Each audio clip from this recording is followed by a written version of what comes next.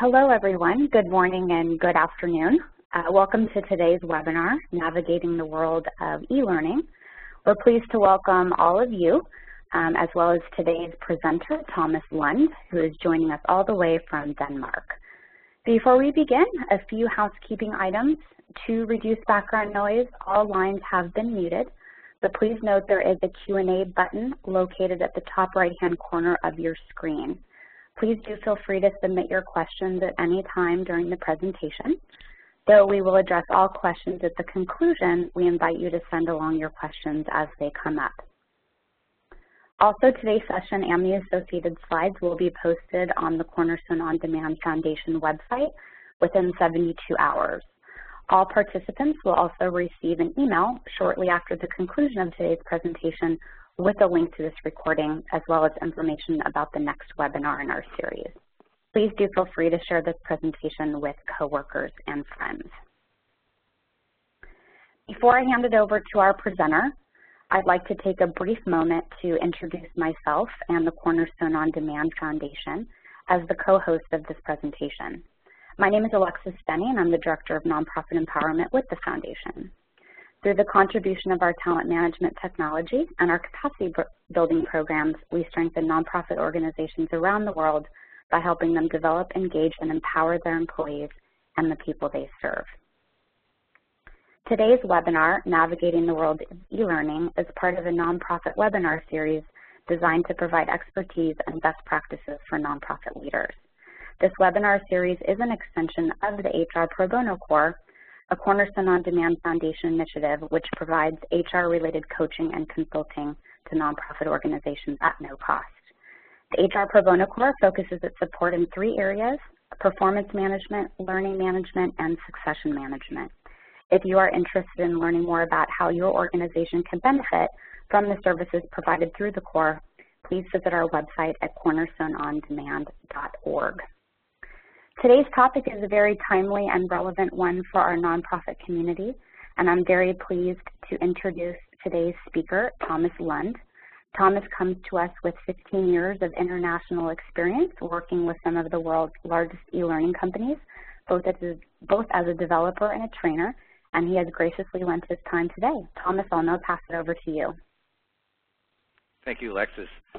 Hi, I'm very glad to be able to do this webinar with you and for you, and hopefully I can answer a lot of your questions and make you more educated in this space.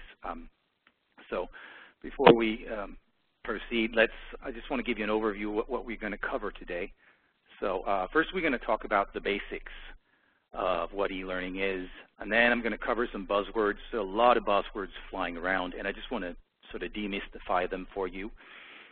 Then we're going to talk about e-learning technology, not to a point where it's very technical heavy, but just sort of an overview of what the different technologies do and some of the advantages and disadvantages of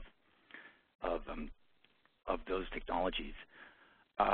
Then I'm going to talk about how to create e-learning, and then I'm going to talk about how to get started from how you get started as an organization, some good advice on that. And at the end, as Alexis mentioned, a Q&A session. All right, so let's look at the basics. What is e-learning? So there are lots of definitions to what e-learning is, but my definition, sort of just a quick working one, is it's a process of human learning occurring by a technology-assisted means. So, and the focus here is human learning. We're not necessarily looking at dispersing information, or we're looking at learning to occur. So we have a very distinct focus on that.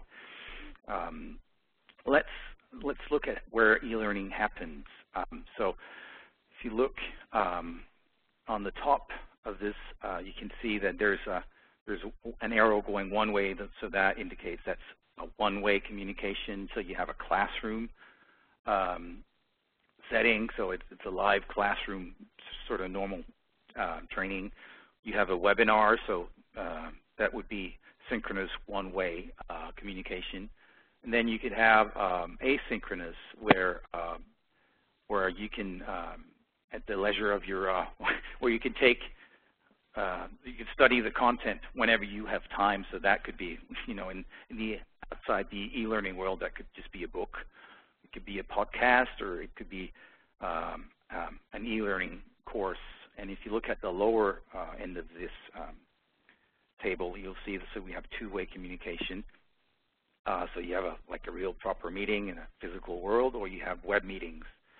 You can use a whole host of technologies for that. And in the asynchronous world, we have forums and things like Wikipedia.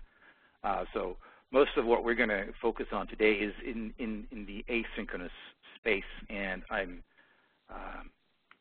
going to show you later in more detail what e-learning looks like. But just sort of to show you quickly, basically, e-learning can take many shapes. And here are just some examples of like a asynchronous e-learning course, and the other picture to the right is a synchronous web meeting, and there's a webcam going on there as well. So let's look at how a nonprofit might use e-learning. So you can use it for internal training, for new hire training, or for program-specific training, again, internal. Or you could use it for external purposes, so bringing volunteers up to speed, community partner training, and so on. And I'm sure there are a host of other things you can do for it. These are just some highlights. The point is that you can actually use it both internally and externally. And let's look at some of the benefits for a nonprofit. So most training budgets are limited, and they're not getting any bigger. And so if you do things, if you use e-learning, you can save some money that you would otherwise need to spend on instructors and travel and lodging. You can reduce the time in training because you can deliver just exactly the particular piece of training that a student might need at any given time. It's accessible 24/7, and it can give you lower cost of training. Obviously, you would need some scale on that. I'm not sure an e-learning course for one student would give you lower cost if it's a bespoke course, but for off-the-shelf training, then definitely you get lower cost. You can have a consistent delivery of the training every time, and that's a good thing, especially if the course is good. You can also deploy globally through an LMS, and I'll get back to what an LMS is and what it does just in a little while. And also, you have the ability to access the learning on mobile devices such as laptops or tablets. Okay, let's look at some of the buzzwords. So one of the most commonly used buzzwords with e-learning is blended learning.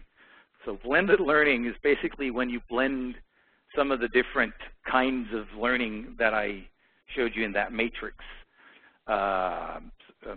It's called blended learning. So in this case, we have a classroom training, and we have an online course, and then if you combine those two, you get blended learning, and there are lots of good reasons to do that. And one might be to make sure that everybody is up to speed before you, sort of at the same level before you meet for a classroom session. So you might actually reverse the order. So first some e-learning, and then a group discussion live. Okay. Another thing is that is a buzzword is you have the formal and informal learning. And it's just obviously if you do e-learning courses like this is it's formalized learning. You have a curriculum, and students need to learn specific things, but it's important to remember that learning happens all the time, also in more informal settings over the water cooler, for instance. And then another big trend is mobile learning. Basically, it's e-learning on a mobile device. It does come with some caveats. For instance, obviously, because the screen is smaller, then you would need to design the learning for smaller screens, and you have bandwidth issues and all that stuff. But mobile learning is basically e-learning delivered to a mobile device. Okay, so now we have reached the probably the scariest word of we're going to talk about today, and that's SCORM. I don't know if any of you are familiar with it, and I'm not going to talk in great technical detail about it, but the thing you should take away is that it's the standard when you're creating e-learning.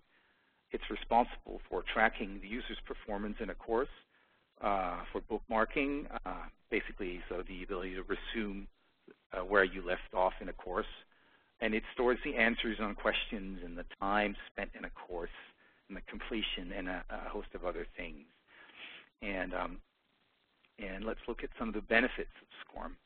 And I'll get back to SCORM in a while and explain it when I talk about learning management systems. So the benefits of SCORM, basically you get vendor independence if you have SCORM. So you're not stuck with this fantastic vendor that has this fantastic product that works now, and then if you want to, at a later stage, you want to move to another learning management system, you're not stuck with their content. You can actually mix and match the content. You get a lot cheaper implementation of the content because you can use standard authoring tools and LMS tools, and I'll show you some of those in a second. And you can reuse the content. So you can deliver, for instance, you can have a course on how to use Microsoft Office, for instance, or something like that, and you can use that in one learning management system, and because it's plug and play, you can use it in another, or you can have a beginner's module in Outlook and combine that with other kinds of other curricula. So that's the benefits of SCORM, and it is the de facto standard of when you want to develop e-learning. Okay, so let's talk a little bit about e-learning technology. Okay, key thing to understand when you do e-learning is that the content that is delivered to the learner and the mechanism tracking it, the learning management system, they're two separate things. So you don't ever want them to be one thing, because that goes against the whole issue of vendor independence and the ability to reuse things. Okay, so here is if you look here, these computers symbolize a learning management system and a client accessing the content on a server. So the e-learning course is delivered to the learner, and then the learner takes the course, and then the status and score and time and answers to individual questions are sent back to the LMS. Okay, I'll show you how this looks, and basically these are they're just in quotation marks. It's just a website. Learning management server is just a website, and so it's just a learner interacting with some web content, basically. Okay, so let's look at how you would create the content. There are two ways of creating the content. You can either use what's called an authoring tool, and that would be referred to as a SCORM compliant authoring tool, and that works offline, or you could use a learning content management system, and that's online. Learning content management systems are also abbreviated LCMSs. And some of the products on this screen is we don't have any. We're not selling these products. They're just to show some of the products, and there are a lot more than these that we're showing. So authoring tools, they're similar to PowerPoint. You buy one license, and you can create as much content as you like, and you install that license on a computer. Maybe you're allowed to install it on a laptop, on a portable, or in a computer. And then you would need to publish the content and upload it to the learning management system in order for it to be tracking. Okay, I'll show you an authoring tool in just a second. The alternative is the LCMS, or learning content management system, and that's sort of you develop the content online, and that allows you to do collaborative authoring. So you can have your graphic artist in one part of the country and your designer or the subject matter expert in another part, and that's good, very good. But one thing you really, really should be aware of is that you can often not bring your content with you from one learning management system to another. So the idea is a lot of learning management systems come with the ability for you to create the content online, and that's good. But you should just be aware that should you decide at some point that you've outgrown your learning management system, then very often you cannot bring your the content that was created in the learning management system's LCMS with you. Okay, so that's a thing to really look out for. Okay, so let's talk about what the learning management system does. So it allows for tracking. So it tracks like the user score in a quiz, the time spent, what the user answered to a question, whether they completed the learning material. It's also responsible for the distribution of courses. So basically you could say, well, these staff members, they have these requirements out in the field, so we're going to give them, they're field workers, so we're going to give them this version of a course, and other people might be more back office, and we'll give them another version of the core of the content. So a learning management system is responsible for distribution of courses. It is naturally also normally responsible for reporting. So if you're tracking all this good information, you want to be able to pull reports on, your learner performance. They're normally priced per user. So even if you buy software as a service, if you buy software as a service, obviously they're priced per user. But also if you buy it installed, they're very often priced per user, and the prices vary greatly, with emphasis under greatly. And there are lots of them in the world, 350 plus LMSs in the world at the last count, but you could probably double that number. And they do a lot of different things, and that is not necessarily described by any standard. So you would need to investigate what your requirements are for a learning management system and see how best that matches what you're looking at. LMSs are sometimes integrated with talent and performance management systems, so you can have a whole ecosystem. One question I get very often when you're talking to organizations that are new to e-learning is whether you can be without a learning management system. So you can and should definitely start without an LMS. So you can create your content with your authoring tool, and even if that's SCORM compliant, you can still put that on, just on a website or on an intranet, and your learners can still access that content, and it'll work totally perfectly. The only thing is you won't be able to see what individual learners answered to questions. You won't be able to see whether they completed it or not, but that doesn't mean that no learning occurred. I mean, of course learning occurs if they're looking at your e-learning courses. You just can't track it. A cheap way of knowing something is if you use Google Analytics or a similar web analytics package. Google Analytics is free, and it'll show you how much your content is being used, but not exactly by whom. It is not advised that you build your own LMS. There are open source LMSs as well. Some of the bigger ones, some of the more known ones are quite big, and maybe not for a beginner organization either. But I wouldn't go into building one because that requires highly technical. That's a highly technical thing to venture into. All right. Okay. So I thought at this stage I've talked a lot about buzzwords and some new technology. I just thought I'd show it to you just so you can see how it looks like. So let's look at an authoring tool. And this tool I'm going to show you is called Articulate Storyline.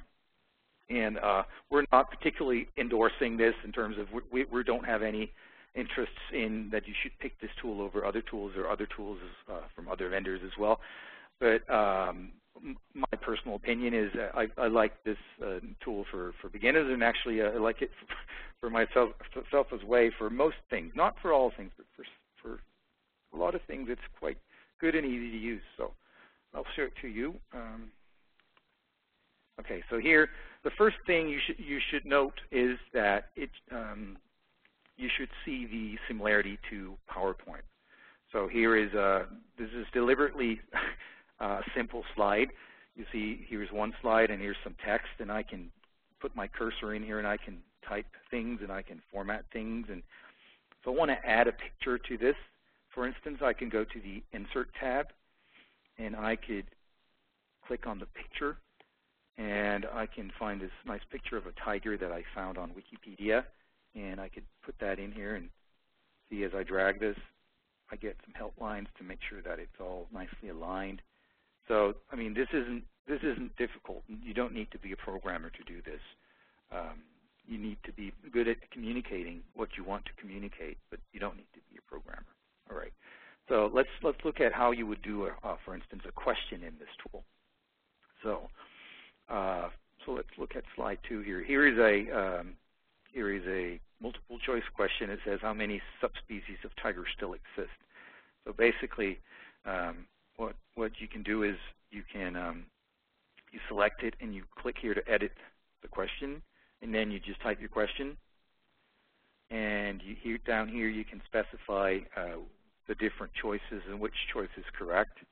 You can specify feedback, and you can specify the number of attempts the learners have to this. So I won't go into details on this, but just to show you that it's actually quite straightforward to do. Yep, do that. And this tool, as well as many other tools, has templated pages. So if I want to insert a new question, you can see that there are lots of different templates here, and I can for instance, pick this one, and it's as simple as this to fill in things. All right, enough about this. Then, yeah, once you want to put this into a learning management system, what you would do is you would sort of save as SCORM. So basically, you would publish it, and see it says SCORM down here. You would publish it, and there are some settings that I won't bore you with. And this will give you a package that you could upload to a learning management system. But I won't do that for now because it'll sort of, we'll go in the weeds with this. And so that would be a different webinar probably. Okay, so, but let me show you what a learning management system might look like. Let's just get back to this slide here. All right, so here is, this is a website that the Cornerstone OnDemand Foundation has set up. It's called The Gift of Learning, and I don't know a lot about this, but I think it's very nice. And maybe Alexis can expand on it after if you're interested. But basically, so in this case, you can sign up for this. And the thing you should notice, it runs in a browser. It's quote unquote just a website, so you can log into it because it needs to know who I am. I've been in here before, so it'll remember me. I can so I log in, and there we go. So here you can see that here's some courses that I could investigate, see whether if I think I need to know something about operations, I could click here and sign me up for this. And there are different rules for different kinds of content. So, you know, maybe something is open for open enrollments, maybe some you need to buy. This is all up to the learning management system, not necessarily up to this particular learning management system. If you go under Learning, My Transcript, you can see I can see the courses I'm currently working on. So if you look at Marketing and Communications, you can see that. So you can see basically an example of the tracking part. You can see that here's a document, here's a course or module that I've completed previously. If I want to see some of the other modules, I can click Launch here you can see that there's one that is in progress. It's called Writing for the Web. And let's just launch that real quickly, and so we can see what we get.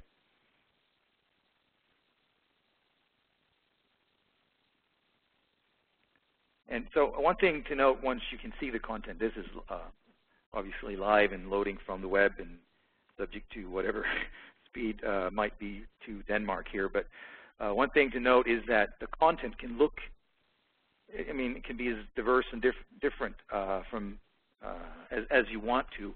So you've seen some examples. This is another example. Here's a great example of bookmarking, which is a built-in feature of SCORM. So basically, I might be working on in a course, and maybe the phone rings and I don't have time to complete the session.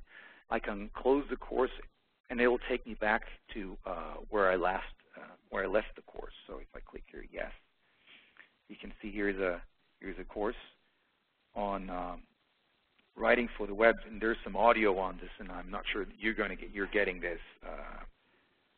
And then you can sort of navigate this. And here's an example of, you can actually change the language within this particular module, which is a quite nice feature of this particular piece of e-learning. But so this, just to give you an idea, so you have your learning management system, and that's just a website with tracking, and then you have your content that is developed either with an authoring tool or with an LCMS, which was the online version of an authoring tool. All right. Okay, let's close this down. So hopefully you've gained some insights from just seeing this. I'm going to swap back to the slides now. And okay.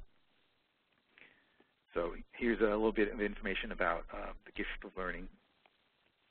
So it provides free training to nonprofit staff and volunteers. And it has e-learning and other training resources, and I should have mentioned that. All right. Okay, so let's talk about, are you ready for this? So what is the time commitment? And it's sort of asking how long is a piece of string, because how much time does it take to create e-learning? Brian Chapman did a survey in 2001. It's called "How Long Does It Take to Create E-Learning?" and it's available online.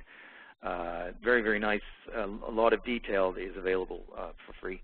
But I just sort of took out the highlights to share with you. So you can see that they surveyed a lot of learning development professionals, just shy of 4,000, from 250 different organizations. And basically what they did is they asked the participants to group e-learning into 3 levels on a scale progressing from basic to advanced, where basic would be PowerPoint, PowerPoint slides with a few questions at the end, to intermediate, which would be slightly more advanced, maybe better media treatment, maybe audio and video. The exact definitions are available on their website. And then advanced, which is ranges from intermediate plus 20% to creating games. So way off the charts for most people, most organizations. But let's look at the numbers. Okay, so basically these metrics show how much time is required, development time is required for 1 hour of student learning. So the student sits in front of a computer for 1 hour. How much time does it take? So if you look at the basic, where most e-learning is, it says that it takes roughly 2 weeks or 79 hours on average to create 1 student hour of learning. And if you go into the intermediate, you see that the average is 184. So these are, remember, these are people, the developers devise their own, put the different products in the different categories by themselves. My experience tells me that you're looking at between 80 and 120 per hour. A good thing to note is that, let's skip to the next slide. The good thing to note is that you shouldn't really create a full hour of learning in 1 module. So if you're talking 1 module, that might be a week's worth of work. And it reflects the total time for the production. So it splits roughly 50-50 between technical work and the work done by the subject matter experts and project managers and so on. These numbers will be higher for a first project, all your building skills. And like I said, you should keep your module shortish, so don't strive to build an hour-long module. All right. So following this, in terms of cost considerations, you saw the numbers there. So basically, what impacts your cost is who is doing the work. Are you doing it internally, or is it done externally? If it's, what are the hourly rates, or what is the internal cost? You need to think about the cost of buying media, so stock photos, or maybe you just take your own pictures. If you're building it internally, you would need to factor in the cost to buy the authoring tool or the LCMS. And if you want a learning management system to distribute this, then you would need that cost for that and the cost for administration. And maybe this looks a bit scary, but as we get to the last slide on how to progress, I'll give you a starting point that is not as scary as this. All right. Okay. So let's talk a little bit about creating e-learning, and maybe you don't have plans on creating this yourself, but I think you might benefit from knowing the different disciplines that are involved, just so you'll be better prepared for managing external vendors, or if you plan to do it internally. Okay, so basically, when you convert a course, when you're creating a course, you're doing a skill called instructional design. And instructional design is the process of designing how the learner will best meet the learning objective. So basically, you want a learner to be able to do something after this training. Then you need to factor in what do they know now and what do they need to know in order to be able to reach that learning objective. How do you fill that gap? Is it an e-learning course? Is it an instructor-led class? Can we do it just with a conference call, or is it just a tool? Then instructional design is also about what is a flow of however we decide to communicate this information. And also very important is how content is communicated. So you could say that instructional design is the art of getting from this to this courses. All right.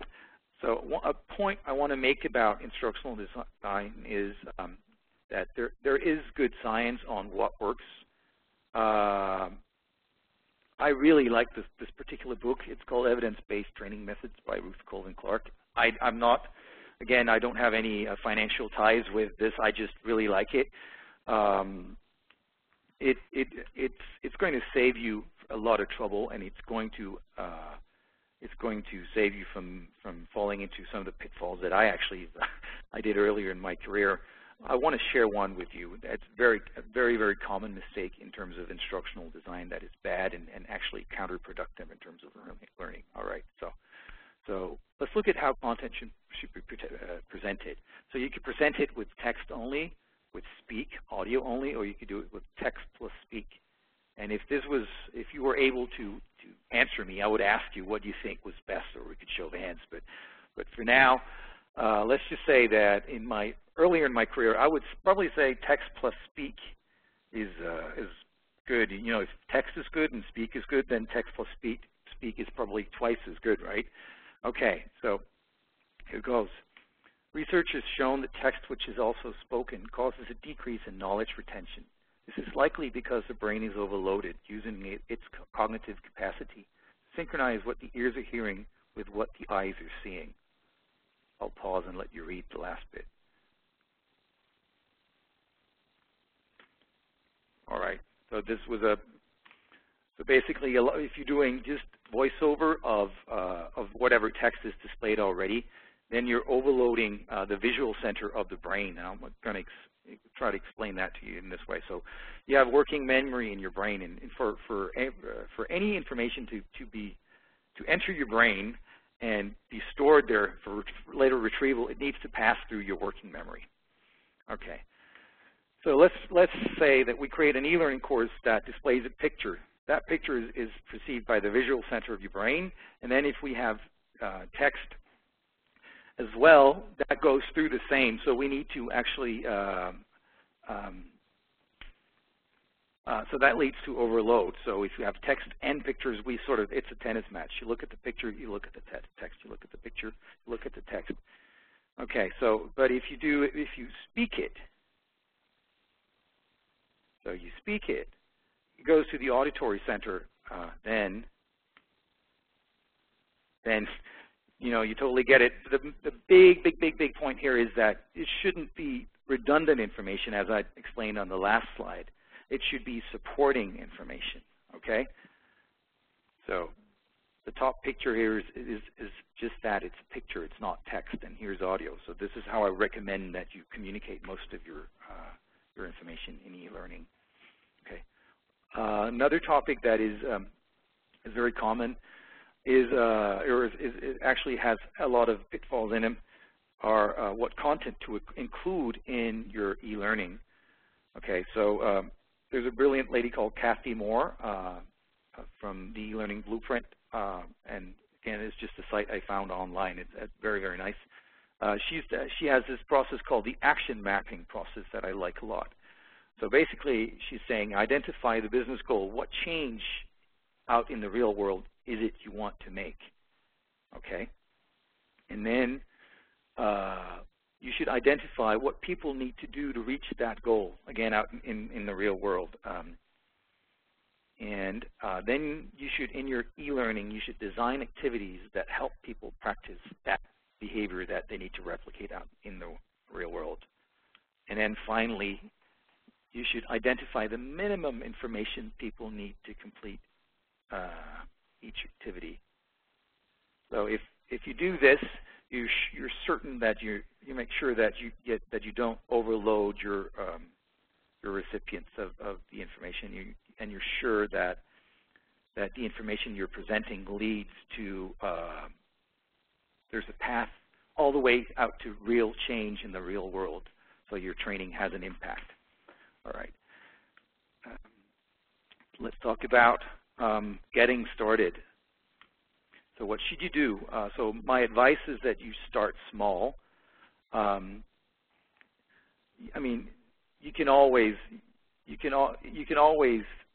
buy an LMS and go into a lot of details. But if you start with the content, you start with who is it that we want to train, what do we want to train them with, and where do we want to start? Just a small pilot project, and preferably using existing assets if you have them, because that means that you know all the information there is to know.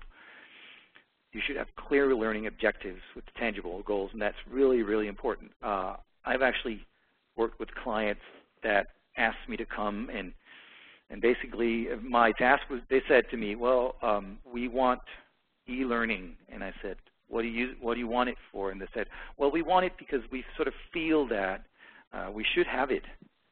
And that might be true, but you need to be more precise with your learning objectives. What is it that you want to accomplish with the learning? What real change do you want to accomplish?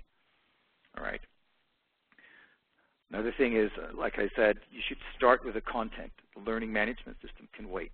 So if you use an analogy of roads and cars, it would be silly to build the Autobahn in Germany or the interstates in the U.S. without having a single car, which would be the content. So so I'm saying you should start with the content, build the content, and then once you have it, you can put it on your website if you can live without the tracking, or you can put it in a small LMS, and then because it's SCORM compliant, you can always put it into a bigger learning management system if you get ready for that. All right. So this was my presentation.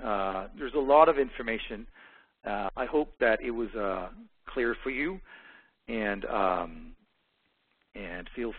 hope you have some questions as well. So feel free to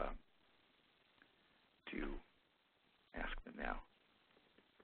Yes, and just again, I want to remind everyone that if you do have questions, that there is a Q&A option at the top of your screen. And Thomas, we actually have quite a few questions that have come in. So the first one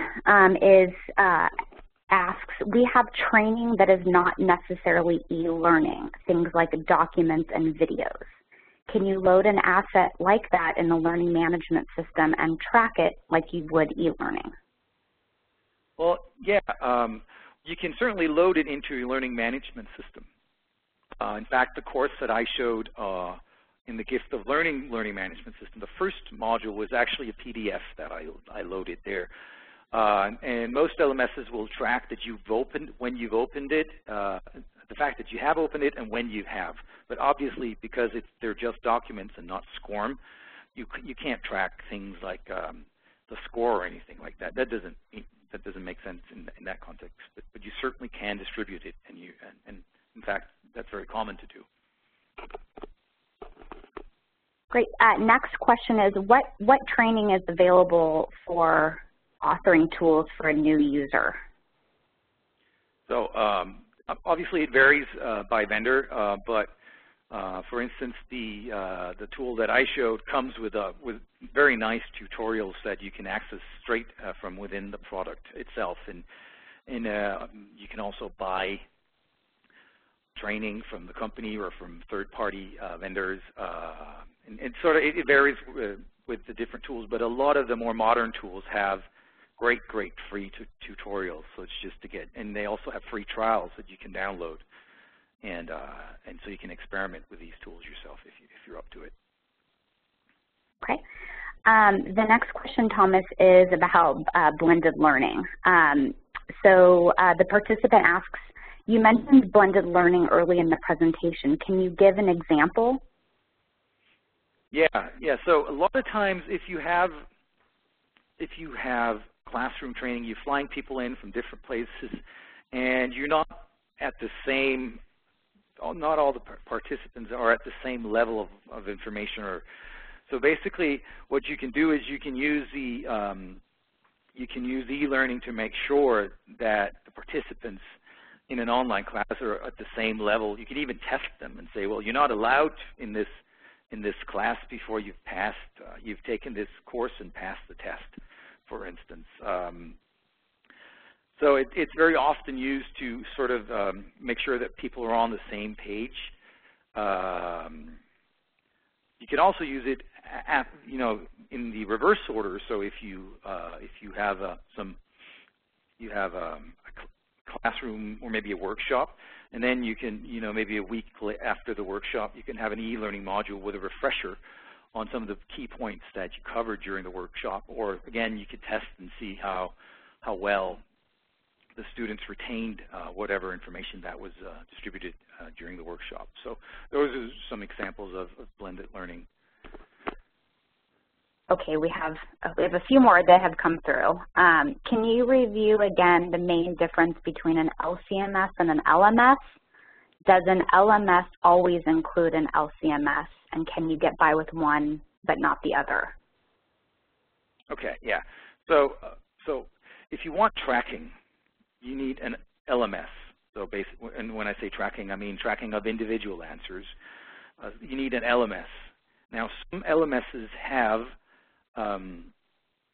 the ability to create content online, which is often referred to as an LCMS, Learning Content Management System.